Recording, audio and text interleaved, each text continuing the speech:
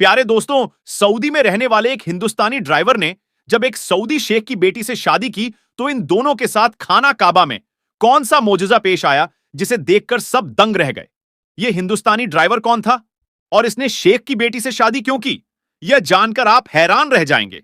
लिहाजा यह हकीकी वाकया जानने के लिए वीडियो को आखिर तक जरूर देखिएगा। वीडियो को लाइक और चैनल को सब्सक्राइब करना हरगिज न भूलें। तो चलिए वीडियो को शुरू करते हैं। प्यारे दोस्तों, यह वाकया सऊदीया में रहने वाले एक हिंदुस्तानी ड्राइवर का है जिसका नाम आसिफ बताया जाता है। दरअसल सऊदीया के मारूफ शहर दमाम के 70% लोग तेल निकालने के कारोबार से वाबस्ता है और यह तमाम लोग इंतहाई अमीर हैं। इस इलाके में एक अरबी शेख रहता था जिसका नाम शेख जाहिद बिन हनान था। वह ज्यादा अमीर ना होने की वजह से एक ट्रक चलाया करता और अपनी 3 बेटियों और बीवी के साथ दमाम के इसी इलाके में रहा करता था। इसकी कमसिन बेटियां इंतहाई हसीनो जमील थीं। एक दिन शेख जाहिद नामी यह अरबी शख्स ट्रक पर सामान लादकर दूसरे शहर जा रहा था कि रास्ते में उसे एक नौजवान मिला जिसने फटे पुराने कपड़े पहन रखे थे और इंतहाई लाचार महसूस हो रहा था। उस नौजवान का नाम आसिफ था जो कि हिंदुस्तान के शहर गाजियाबाद से ताल्लुक रखता था। यह नौजवान ड्राइवर की नौकरी तलाश करने के लिए रियाज जाने का मुंतजिर था, लेकिन इस सुनसान इलाके में कोई टैक्सी या फिर गाड़ी नहीं थी। इसी बीच शेख जाहिद का गुजर यहां से हुआ जिस पर आसिफ नामी नौजवान ने हाथ के इशारे से शेख जाहिद को रुकने को कहा। शेख जाहिद ने ट्रक रोककर उससे पूछा कि क्या मसला है, जिस पर नौजवान ने कहा कि शेख साहब, मैंने रियाज शहर जाना है मगर कोई सवारी नहीं मिल रही। बराए मेहरबानी आप मुझे किसी करीबी बस स्टॉप तक ले चलें। यह सुनकर शेख जाहिद ने उसे अपने ट्रक में सवार किया और बताया कि मैं भी रियाज शहर को ही जा रहा हूं, इसलिए तुम्हें फिक्र करने की कोई जरूरत नहीं, मैं तुम्हें रियाज शहर तक ले चलूंगा। प्यारे दोस्तों, आसिफ नामी नौजवान ट्रक में सवार होने के बाद शेख जाहिद से गपशप करने लगा। शेख जाहिद ने आसिफ से पूछा कि बेटा, तुम क्या करते हो और तुम किस मुल्क से ताल्लुक रखते हो, क्योंकि तुम अरबी तो मालूम नहीं होते। जिस पर आसिफ ने बताया कि वह हिंदुस्तानी है और यहां ट्रक ड्राइवर की जॉब की तलाश में मारा मारा फिर रहा है। शेख जाहिद आसिफ से कहने लगा कि अगर मैं तुम्हें अपने पास जॉब पर रख लूं तो क्या तुम मेरा ट्रक चलाकर ईमानदारी से सामान को एक जगह से दूसरी जगह मुंतकिल करोगे। यह सुनकर आसिफ नामी नौजवान बहुत खुश हुआ और कहने लगा, क्यों नहीं शेख साहब, मैं पूरी ईमानदारी से अपनी ड्यूटी सर अंजाम दूंगा। यूं आसिफ नामी हिंदुस्तानी नौजवान शेख जाहिद के यहां नौकरी करने लगा। दरअसल शेख जाहिद की उम्र ढलती जा रही थी और इसकी 3 बेटियां जवान हो रही थीं। यही वजह थी कि शेख जाहिद चाहता था कि वह घर पर रहकर अपनी बेटियों की देखभाल करे और उनकी तालीम और तबीयत पर तवज्जो दे। इसी वजह से उसने आसिफ नामी हिंदुस्तानी नौजवान को काम पर रख लिया और उसे महीने की बुनियाद पर तनख्वाह देने लगा। आसिफ भी पूरी ईमानदारी से अपनी ड्यूटी सर अंजाम दे रहा था और कुछ ही महीनों में उसने अच्छी खासी रकम जमा कर ली, क्योंकि जब वह ट्रक लोड करके किसी कंपनी में अनलोड करने जाता तो उसे अनलोडिंग के भी पैसे अदा किए जाते। यूं आसिफ नामी नौजवान शेख जाहिद के यहां नौकरी करते हुए दूसरे तरीकों से भी पैसा कमाने लगा। यही वजह थी कि बहुत ही कम वक्त में उसने एक बहुत बड़ी रकम जमा कर ली।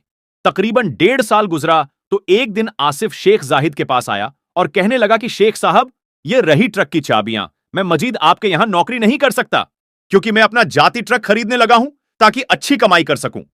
यह सुनकर शेख जाहिद परेशान हो गया और आसिफ से कहने लगा कि बेटा, मुझे तुम पर पूरा एतमाद है और तुमने मेरा काम बहुत अच्छे से संभाल रखा है।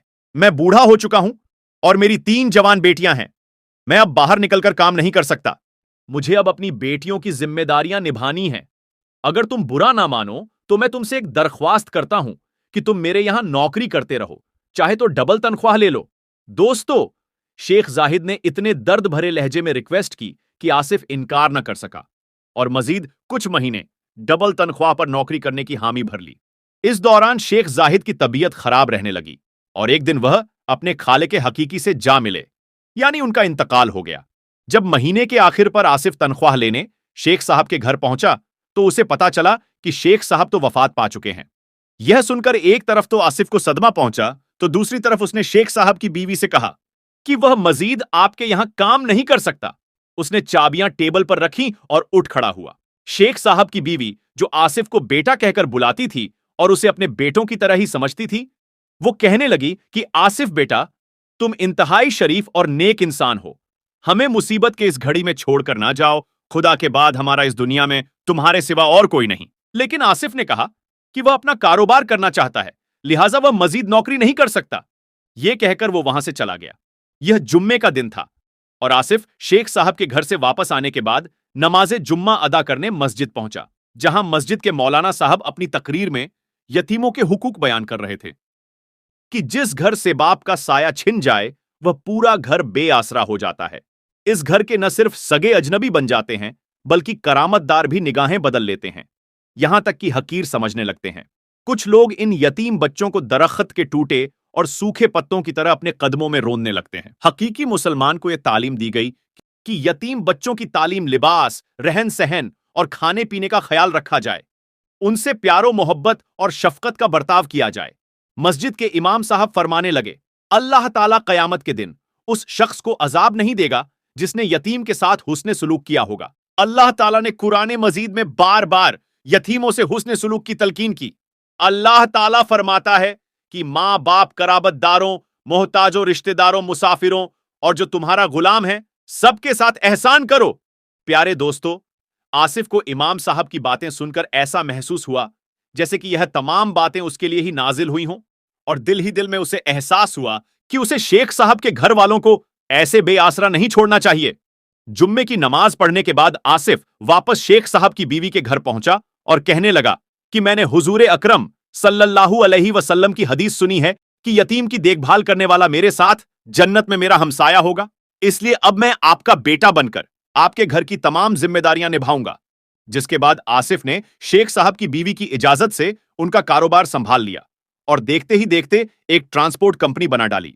यूं शेख साहब की बीवी ने अपनी सबसे बड़ी बेटी का निकाह आसिफ से कर दिया, मगर 3 साल गुजरने के बाद भी आसिफ के यहां औलाद ना हुई। एक रात शेख साहब की बीवी ने ख्वाब में देखा कि कोई कह रहा है कि अपनी बेटी और दामाद से कहो कि खानाए काबा में मकामे इब्राहिम के सामने सजदा रेज होकर दुआ मांगे, अल्लाह इन्हें औलाद से नवाजेगा। जिसके बाद शेख साहब की बीवी ने अपनी बेटी और दामाद यानी आसिफ को यह ख्वाब सुनाया, और जब इस ख्वाब पर अमल किया गया तो कुछ ही दिनों में अल्लाह ताला ने खुशखबरी दे दी।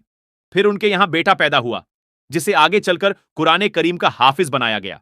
आसिफ अक्सर कहता कि मेरा बेटा काबा में की गई दुआ के बाद पैदा हुआ, जो किसी बड़े मोजिजे से कम नहीं।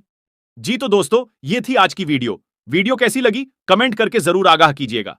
वीडियो को लाइक और शेयर भी जरूर कीजिएगा। आज के लिए बस इतना ही। अगली वीडियो में आपसे फिर मुलाकात होगी। तब तक के लिए अल्लाह हाफिज।